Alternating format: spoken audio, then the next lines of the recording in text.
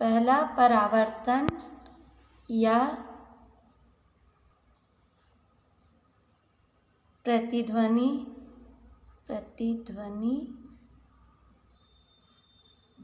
से धात्विक चादर की मोटाई। परावर्तन विधि से या प्रतिध्वनि विधि से धात्विक चादर की मोटाई ज्ञात करेंगे। इसके लिए हम क्या करते हैं, एक धात्विक चादर लेते हैं, जैसे कि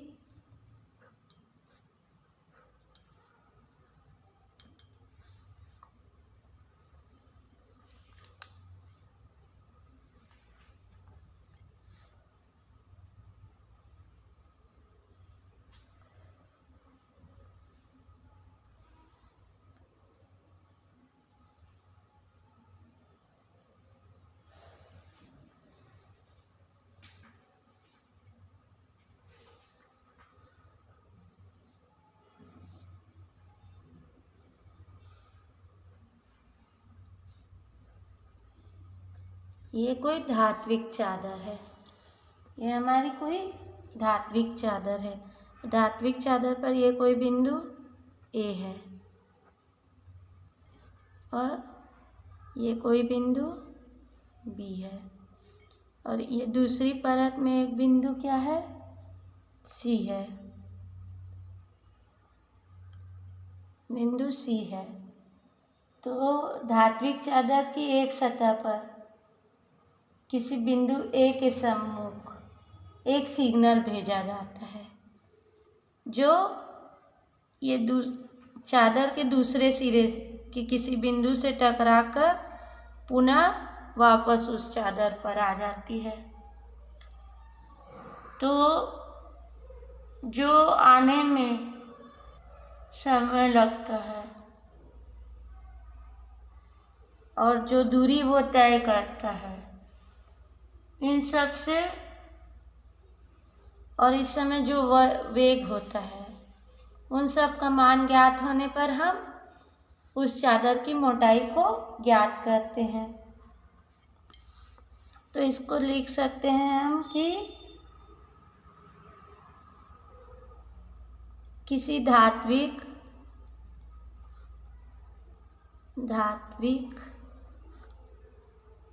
चादर के किसी बिंदु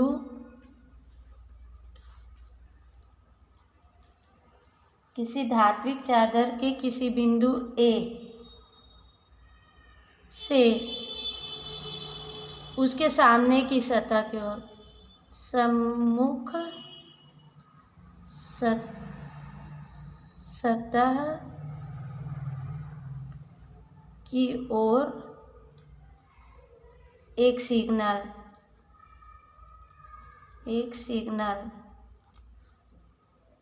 भेजा जाता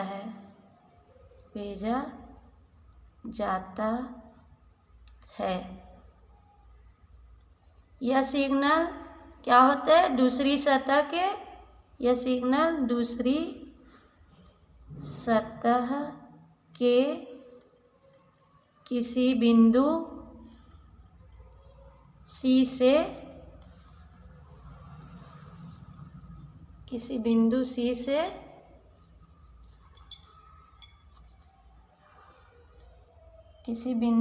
से टकराकर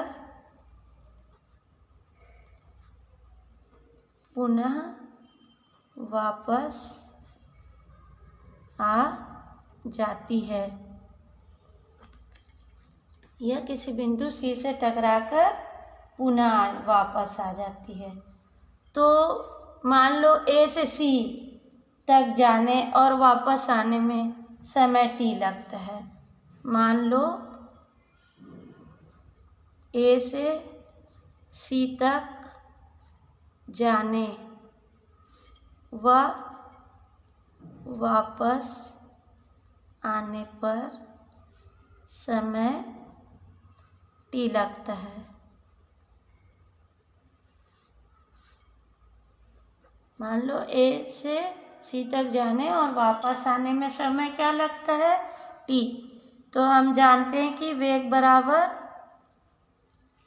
दूरी बटा समय, दूरी बटा समय। तो वेग मान लिए v है, वेग क्या है, v है, और दूरी d है, ये दूरी d है मान लो। तो एक बार गया और एक बार वापस आया, तो कितनी दूरी लगी, 2d दूरी, और टाइम क्या है, t।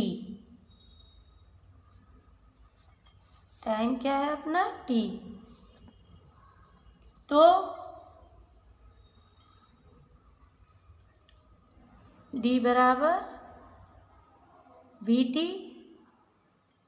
बाय 2।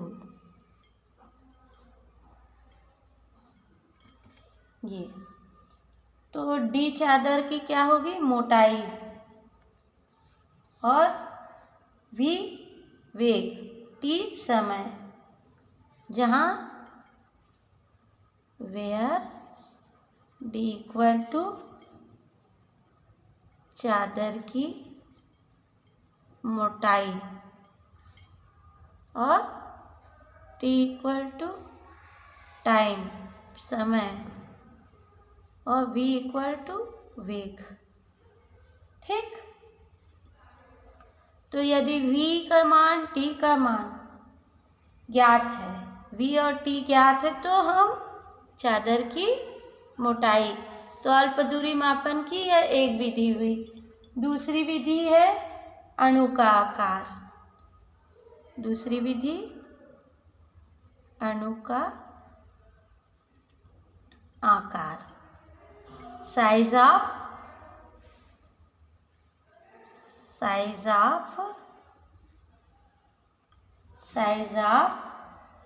मॉलिक्यूल्स।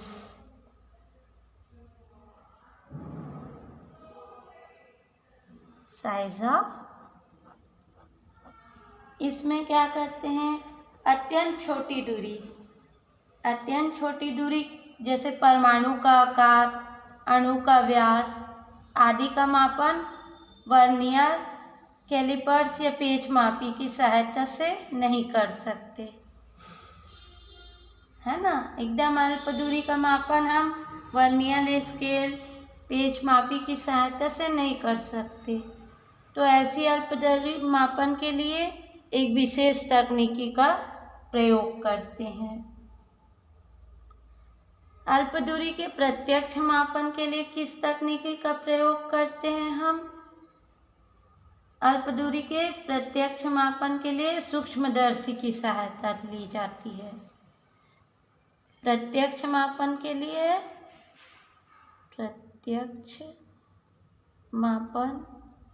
लिए सूक्ष्मदर्शी की सहायता लेते हैं, है ना। दृश्य प्रकाश का तरंगदैर्ध्य 4000 एंगस्ट्रॉम से 7000 होता है मान लो। अतः प्रकाशिक सूक्ष्मदर्शी की सहायता से 10⁻⁻⁶ मीटर की कोटि के आकार वाले अणु का मापन किया जा सकता है और इससे कम आकार वाली अणुओं का मापन नहीं किया जा सकता। इससे कम आकार वाले कणों के मापन को प्रकाशिक सूक्ष्मदर्शी की सहायता से विभेदित नहीं किया जा सकता। इसके लिए हम इलेक्ट्रॉन पुंज का उपयोग करते हैं, जिसकी सहायता से हम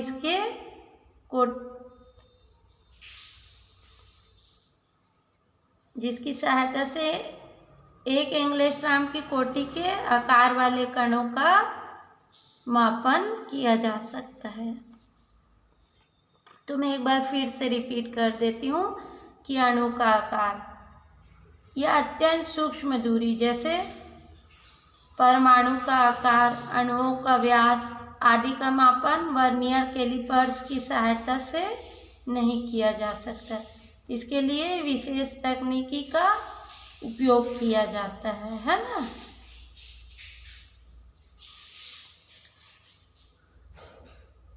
अल्प दूरी के प्रत्यक्ष मापन सूक्ष्मदर्शी की सहायता से की जा सकती है, पर दृश्य प्रकाश का तरंग दैर्ध्य परास 4000 एंगस्ट्रॉम से 7000 एंगस्ट्रॉम होता है। अतः प्रकाशिक सूक्ष्मदर्शी की सहायता से 10⁻⁻6 मीटर की कोटि के आकार वाले कणों का मापन किया जा सकता है। इससे कम आकार वाले का मापन नहीं किया जा सकता। इलेक्ट्रॉन सूक्ष्मदर्शी में इलेक्ट्रॉन पुंज का उपयोग किया जाता है। इसकी सहायता से एक एंगस्ट्रॉम कोटि के आकार वाले कणों का आकार मापा जा सकता है और उससे कम आकार वाले कणों का मापन सुरंग सूक्ष्मदर्शी की सहायता से किया जाता है। अब अणु या परमाणु का आकार ज्ञात करने के लिए एवोगैड्रो ने परिकल्पना की थी, उसका उपयोग किस प्रकार किया जा सकता है। अणु या परमाणु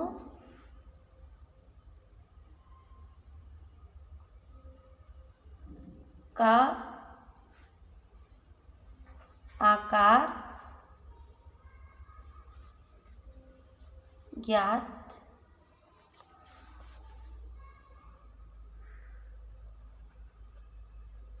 किया जा सकता है। अणु या परमाणु का आकार ज्ञात किया जा सकता। पहला, Avogadro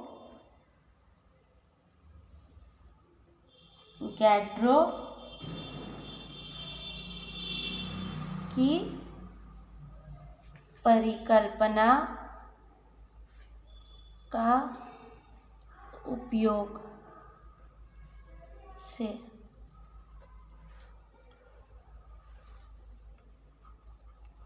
by using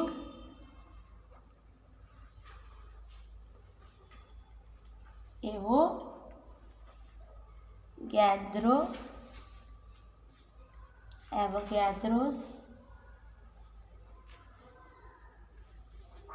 hypothesis by using Avogadro hypothesis की सहायता से परमाणु का आकार गोलाकार होता है। अतः जब कोई परमाणु एक साथ मिलते हैं तो उनके मध्य में कुछ खाली स्थान रह जाता है। क्या होता है, परमाणु का आकार क्या होता है, गोलाकार होता है। तो उसमें कुछ और परमाणु आके मिलते हैं तो उसके मध्य में जो खाली स्थान बच जाता है। एवोगैड्रो की परिकल्पना के अनुसार किसी पदार्थ के किसी द्रव्यमान में परमाणु द्वारा ग्रहण किया हुआ वास्तविक आयतन उस पदार्थ के आयतन की 2/3 होती है। अब एवोगैड्रो ने एक परिकल्पना की जिसमें कहा कि किसी द्रव्यमान में किसी पदार्थ के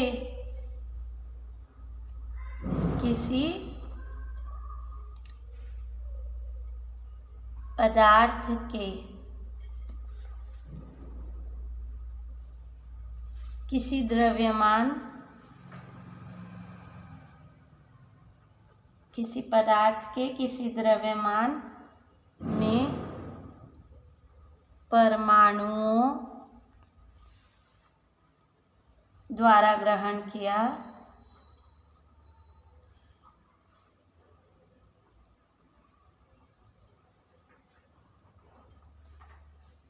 वास्तविक आयतन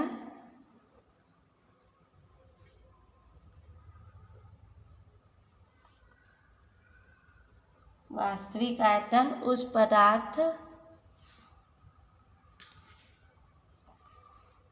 पदार्थ के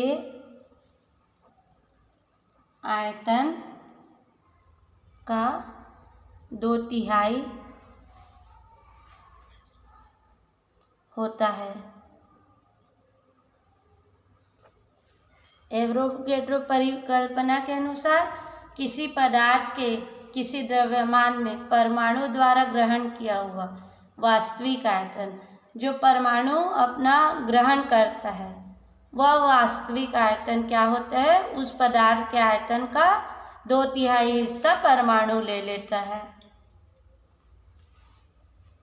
अब मान लो किसी पदार्थ का द्रव्यमान n है, m है। मान लो किसी पदार्थ का द्रव्यमान m है,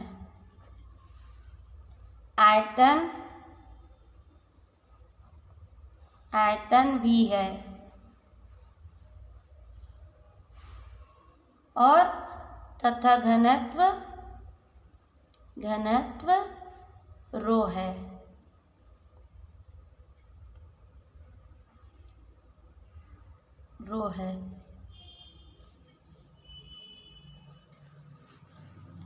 तथा मॉलिक्यूलर वेट तथा पदार्थ का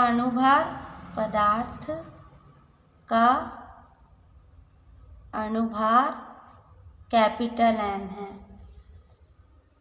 पदार्थ का अणुभार क्या है? Capital M। तथा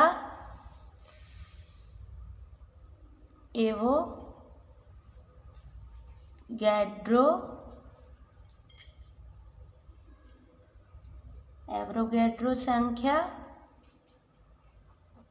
कैपिटल N है।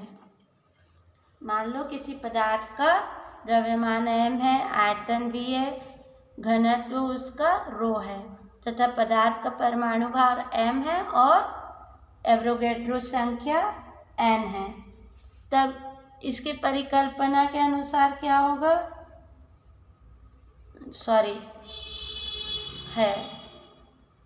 तब हम जानते हैं कि क्या होता है? द्रव्यमान बराबर आयतन गुणित घनत्व। तो हम जानते हैं कि द्रव्यमान बराबर आयतन गुणित घनत्व। तो हमारा द्रव्यमान कितना है? m, आयतन क्या है? v और घनत्व क्या है? ρ। इसको हम बोल देंगे इक्वेशन नंबर 1। इसे हम इक्वेशन नंबर 1 दे देंगे। अब एवोगैड्रो की परिभाषा के अनुसार क्या बोल रहा है कि पदार्थ के 1 ग्राम में अणुओं की संख्या 1 है।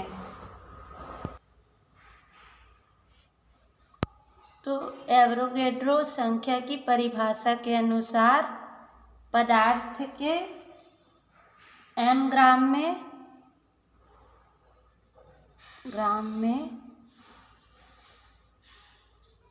परमाणु की संख्या क्या है?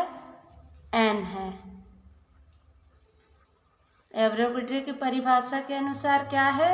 पदार्थ के m ग्राम में परमाणु की संख्या n है। इसलिए पदार्थ के 1 ग्राम में परमाणुओं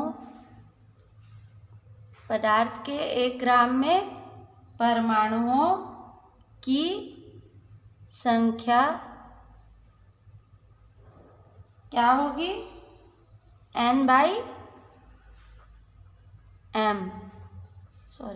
कैपिटल M होगी।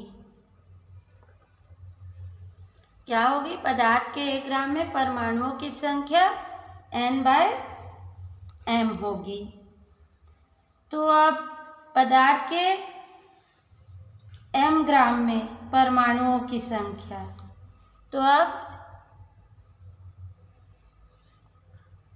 तो पदार्थ के m ग्राम में परमाणुओं की संख्या।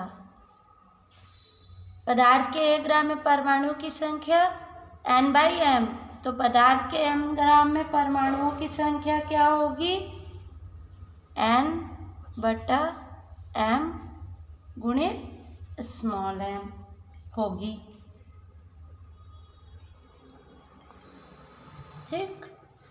अब यदि परमाणु की त्रिज्या, यदि परमाणु की त्रिज्या स्मॉल r है, क्या है? यदि परमाणु की त्रिज्या स्मॉल r है, तो एक परमाणु का आयतन कितना होगा? तो एक परमाणु का आयतन क्या होता है? तो एक परमाणु 4/3 πr²πr³ यदि एक परमाणु की त्रिज्या r है, तो परमाणु का आयतन 4/3 πr³। अब पदार्थ के m ग्राम का आयतन, अतः पदार्थ के m ग्राम का आयतन, अतः पदार्थ के m ग्राम का आयतन बराबर क्या होगा? बराबर होगा n/m into small m into 4/3 πr³। ये हो जाएगा n/m into m into 4/3 πr³ m ग्राम का आयतन होगा ये।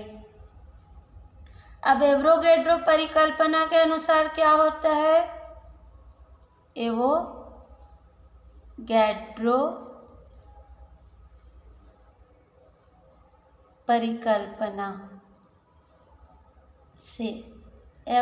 परिकल्पना से क्या होता है? n/m into small m into 4/3 πr³।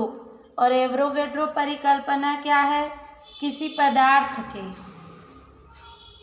किसी द्रव्यमान में परमाणुओं द्वारा ग्रहण किया हुआ वास्तविक आयतन उस पदार्थ के आयतन का क्या होता है?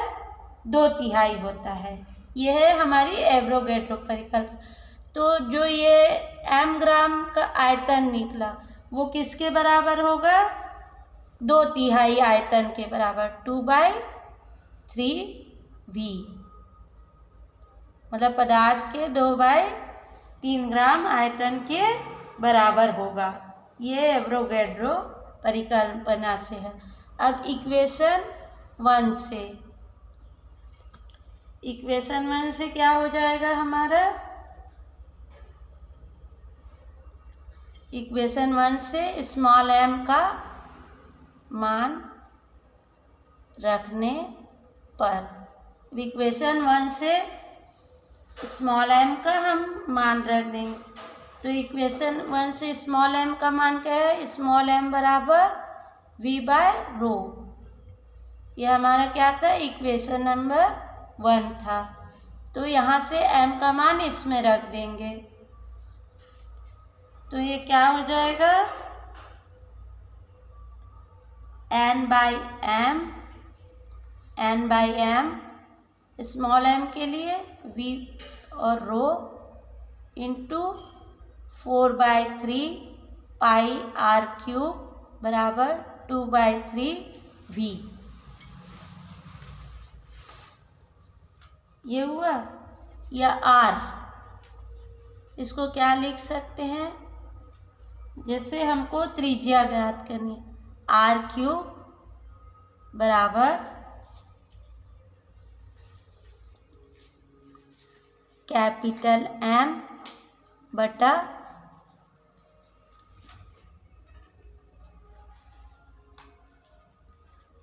2 पाई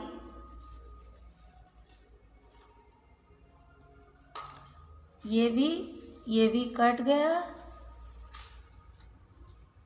कैपिटल M इधर चला गया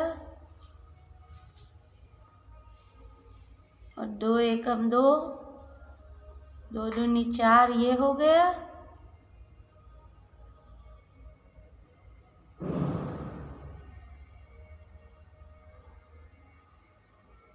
और ये 3 भी कट गया। और क्या कट सकता है हमारा? RQ,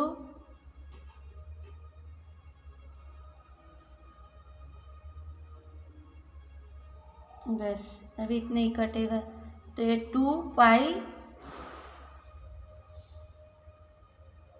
M ऊपर चला गया, ये 2 बच गया, N बच गया, रो बच गया और पाई बच गया, N और ये रो। तो ये मिल जाएगा अपने को।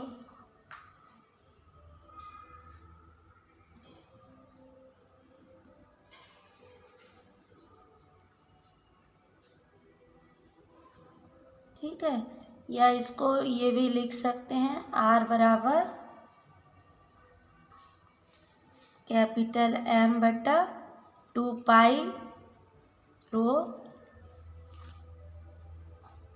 और पूरे का R बराबर M बटा 2 पाई N रो और इसका 1/3। अब इस सूत्र की सहायता से यदि M N रो का मान ज्ञात हो तो परमाणु की त्रिज्या ज्ञात कर सकते हैं। इस सूत्र की सहायता से यदि M N रो अर्थात द्रव्यमान, किसका द्रव्यमान, पदार्थ का अणुभार, पदार्थ का अणुभार, एवोगैड्रो संख्या और क्या है उसका घनत्व ज्ञात हो तो परमाणु की त्रिज्या